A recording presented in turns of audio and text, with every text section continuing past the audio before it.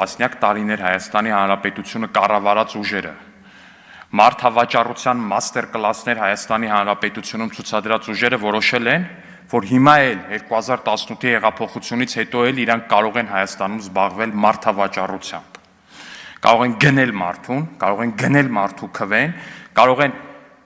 քեշով վճարել, գնելով օբլիգացիա, որը հետագայում պետքա թանկով հետ բերեն կոռուպցիայով, պետքա թանկով հետ բերեն ատկատներով, պետքա թանկով հետ բերեն երեխաների այդ քաղաքի, այդ երկրի երեխաների ապագան ծախելով։ Հայրենասիրության դասեր տվողները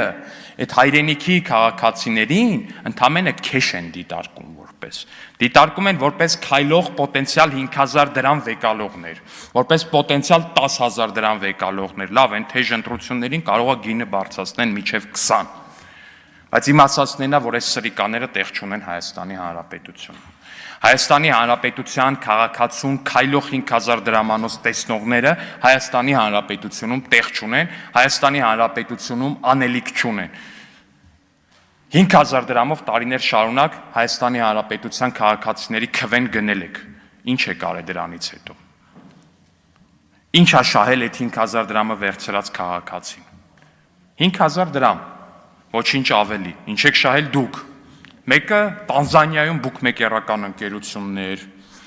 չգիտեմ, Հայաստանում անշարժ գույքի մի այնպիսի պարկ, որ չգիտեմ էլ ինչա, Գյումրու բոլոր անօթևանները, դոմիկներում ապրողները այդ անշարժ գույքերում հանգիստ լենուբոլ կապրեին, այ այդքան հարստություն։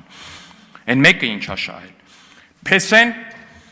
մի քանի միլիարդանոց ռադիոցանցի տերադարել, այդ 5000 դրամով, այդ ամեն ինչը իրանք ձեռք են բերել 5000 դրամով, հասկանում եք, 5000 դրամը տալով, իրանք հետո դարել են միլիարդատեր, որովհետև այդ 5000 դրամը տենց ֆյուչերսի մեջ ներդրում է, էլի սենց ասած իրանց ընկալմամբ, ժողովուրդ ջան։